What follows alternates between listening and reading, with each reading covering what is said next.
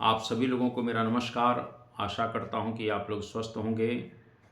आज हम लोग एक बहुत ही इम्पोर्टेंट टॉपिक पर बात करेंगे और वो टॉपिक है सन्यासी विद्रोह, जिसे फ़कीर विद्रोह भी कहा जाता है। ये विद्रोह 1770 से लेकर 1820 तक चलेगा और ये विद्रोह बंगाल में बड़े पैमाने पर कहीं न कहीं एक सशस्त्र संघर्ष अंग्रेज़ों के खिलाफ है।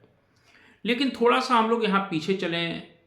बंगाल के दुर्दिनों का इतिहास उसी दिन से शुरू हो जाता है जब 1757 में प्लासी के युद्ध के पश्चात बंगाल में अंग्रेजी साम्राज्य की स्थापना हो गई और एक तरह से अंग्रेज बंगाल में किंग मेकर की भूमिका में आ गए। वो किंग नहीं बन पाए लेकिन किंग मेकर बन गए। उन्होंने कहीं ना कहीं नवाबों को वहाँ बैठाना शुरू कर दिया। प्लासी के युद्ध के बाद मीर जाफर को बैठाला, फिर मीर जाफर को भगा के मीर कासिम को बैठाला, फिर मीर जाफर को बैठाला, फिर इस तरह से कुल मिला के परंपराएं चलती रही। लेकिन 1764 में बक्सर के युद्ध के पश्चात जब 1765 में इलाहाबाद की संधि के द्वारा कंपनी को बंगाल की दीवानी मिल जाती है तो वो एक शासक बन जाते हैं। यानी एक तरह से इलाहाबाद की संधि के पश्चात 1765 से बंगाल के जो रियल पावर थे, जो वास्तविक शासक थे, वो कहीं ना कहीं कंपनी थी, अंग्रेज थी। और वहीं से बंगाल के बुरे दिनों की बड़े पैमाने पर शुरुआत होती है, क्योंकि जब राजस्व वसूली का अधिकार मिल गया कंपनी को तो कंपनी ने बंगाल से बड़े पैमाने पर राजस्व की उगाही की। किसानों पर जुल्म ढाए गए, क्योंकि 1765 से 72 तक बंगाल में द्वैध शासन है और द्वैध शासन के तहत एक तरह से जो है कंपनी जो है ठेकेदारों को प्रतिवर्ष राजस्व वसूल करने का ठेका देती थी और ये लोग बड़े पैमाने पर किसानों के ऊपर जुल्म ढाते थे और वहां से राजस्व की वसूली करते थे, जिसके कारण से बंगाल पूरी तरह से बर्बाद हो जाता है। कहते हैं कि 1765 से 72 तक के बीच की घटना देखें तो बंगाल की 1/3 जनता काल कवलित हो जाती है और बड़े पैमाने पर इसी समय अकाल पड़ते हैं। मेरा सिर्फ कहने का आशय यह है कि बंगाल में इस समय स्थिति पूरी तरह से बदतर हो गई। यानी एक तरह से बक्सर के युद्ध के पश्चात या इलाहाबाद की संधि के पश्चात, क्योंकि किंग मेकर कहीं ना कहीं अंग्रेज बन जाते हैं और उसके पश्चात वो शासक भी बन गए। अब राजस्व वसूल करने का अधिकार कंपनी के पास आ गया तो कंपनी का काम क्या है? बड़े पैमाने पर धन की वसूली करना। थोड़ा सा हम यहां पर जाते हैं सन्यासियों के पास। ये सन्यासी लोग एक तरह से देखा जाए तो नागा साधु हुआ करते थे, गिरि संप्रदाय के थे और ये सशस्त्र एक तरह से रहा करते थे। इनके पास अपने स्वयं के शस्त्र होते थे, जैसे नागा साधुओं के पास आज भी हम देख सकते हैं। और ये नागा साधु हमेशा अत्याचार और अन्याय के खिलाफ लड़ा करते थे। ये नागा साधु जगह जगह अपने डेरों में रहा करते थे और एक तरह से तीर्थ स्थानों पर ये तीर्थ यात्रा करने के लिए बंगाल में, बिहार में घूमा करते थे और जगह जगह जहां यहाँ पड़ाव डालते थे वहां पर स्थानीय जमींदार लोग, वहां के मुखिया लोग इनके खाने पीने का प्रबंध करते थे और इनको राशन वगैरह दिया करते थे। एक प्रकार से बंगाल में मैं ये कहना चाहता हूं कि कहीं ना कहीं ये जो नागा साधु थे, जो सन्यासी हुआ करते थे, इनका अपना एक ऑरा था, इनका एक अपना प्रभाव था और स्थानीय जमींदार लोग या यूं कह सकते हैं कि वहां के मुखिया लोग इनको एक तरह से अनाज की या अन्य तरह की मदद किया करते थे। ब्रिटिश सरकार को लगा कि एक तरह से बंगाल पर अपना अगर रुतबा जमाना है, प्रभुत्व स्थापित करना है, तो सबसे पहले इनके ऊपर अंकुश लगाना होगा। धीरे धीरे होता क्या है कि जब मैंने अभी कहा ना कि जब राजस्व वसूली का अधिकार कंपनी के पास आ जाता है तो जो छोटे मोटे जो जमींदार हुआ करते थे, जो एक तरह से नागा साधुओं की मदद किया करते थे, या वो मुखिया जो इन नागा बाबाओं की या साधुओं की मदद करते थे, उनको एक तरह से जमींदारी से हटा दिया गया।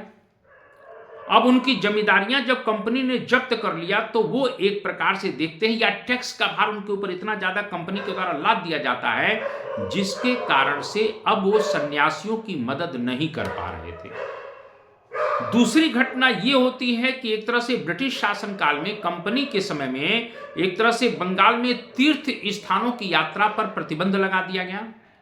अब जब तीर्थ स्थानों पर प्रतिबंध लगाया जाएगा तो इसके कारण से नागा साधु जो थे, जो सन्यासी लोग जो थे, वो पूरी तरह से आक्रोशित हो गए।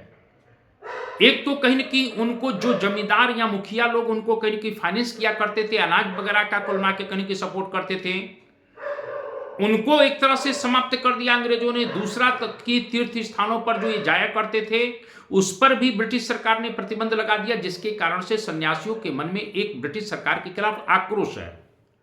इसी समय 1770 में एक घटना होती है। 1770 में बंगाल में भयानक अकाल पड़ेगा, और जब भयानक अकाल पड़ेगा तो उसके कारण से बहुत से कुल मिला के कहीं न कहीं किसान बदहाल हो जाते हैं। किसानों की जमीनों को जब्त कर लिया जाता है।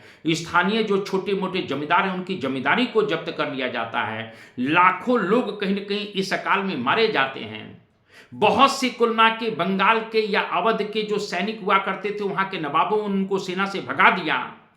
इस प्रकार से कहीं कि 1770 का जो अकाल है उसके कारण से सन्यासियों को अप्रत्यक्ष रूप से जो स्थानीय जमींदार थे छोटे मोटे, या जो मुखिया लोग थे, या जो बंगाल और कह सकते हैं अवध के नवाबों ने जिन सैनिकों को बर्खास्त कर दिया था, ये सभी लोग फकीरों के साथ जुड़ गए।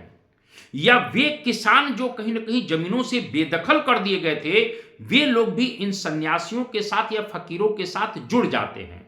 यानी मैं कह सकता हूं कि इन सन्यासियों को बड़े पैमाने पर सैनिकों का, उन बेदखल किसानों का सपोर्ट मिला, और वो भी सशस्त्र रूप से इन सन्यासियों के साथ खड़े हो जाते हैं। और 1770 में इस प्रकार से एक बहुत बड़ा ईस्ट इंडिया कंपनी के खिलाफ सशस्त्र संघर्ष बंगाल में देखने को मिलता है, जिसको हम सन्यासी विद्रोह कहते हैं। इसको फकीर विद्रोह भी कहा जाता है, क्योंकि यहां पर बड़े पैमाने पर मुस्लिम फकीरों ने भी इसमें भाग लिया। जैसा कि हम जानते हैं कि सन्यासी विद्रोह के अगर नेता की बात करें तो इसमें फकीर लोगों की बात करते हैं तो इसमें मजनूम शाह का नाम आता है, मूसा शाह का नाम आता है, चिराग अली का नाम आता है। हिंदुओं की बात करें तो भवानी पाठक का नाम आता है, देवी चौधरानी का नाम आता है।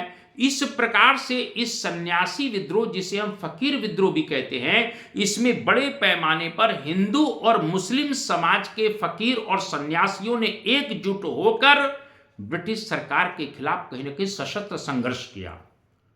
मैं ये मान सकता हूं कि कहीं ना कहीं वॉरेन हेस्टिंग्स ने एक बहुत लंबे संघर्ष के पश्चात इस विद्रोह को दबाया, लेकिन फिर भी ये विद्रोह 1820 तक कुल मिला के चलता रहा। इस विद्रोह की सबसे अच्छी बात यह है कि जो ये है कि इस विद्रोह में हिंदू और मुसलमानों की बड़े पैमाने पर एक साथ भागीदारी देखने को मिलती है।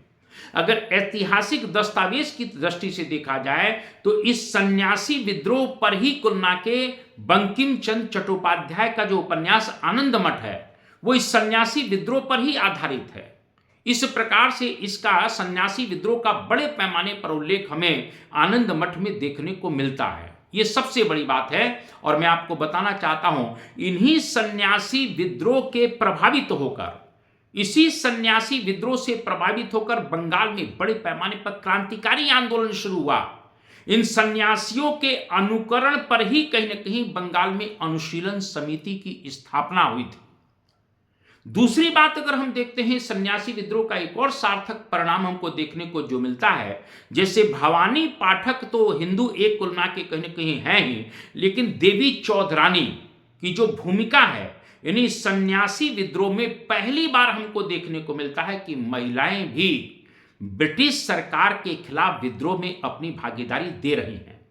यानी हम कह सकते हैं कि आगे जब हम महिलाओं का कुल मिला के क्रांतिकारी मूवमेंट में प्रभाव देखने को मिलेगा, या कहीं कि राष्ट्रीय आंदोलन में जो प्रभाव महिलाओं का देखने को मिलता है, इसकी शुरुआत हम सन्यासी विद्रोह में कहीं ना कहीं देवी चौधरानी के रूप में देख चुके होते हैं, जिन्होंने सन्यासी विद्रोह में ब्रिटिश सरकार के खिलाफ बढ़ चढ़कर भाग लिया है। हम यूं कह सकते हैं कि बंगाल में जो सन्यासी विद्रोह हो रहा है 1770 से 1820 तक, यह अपने आप में अद्भुत आंदोलन था, और कहीं ना कहीं ब्रिटिश सरकार के खिलाफ यह पहला सशस्त्र संघर्ष हमको देखने को मिलता है। और इस विद्रोह ने, इस आंदोलन ने, इस मूवमेंट ने आने वाली पीढ़ियों को प्रभावित किया, जिसके कारण से हमें बाद में बंगाल में बड़े पैमाने पर क्रांतिकारी आंदोलन भी देखने को मिलता है। मुझे आशा है कि आप लोगों को ये टॉपिक समझ में आया होगा।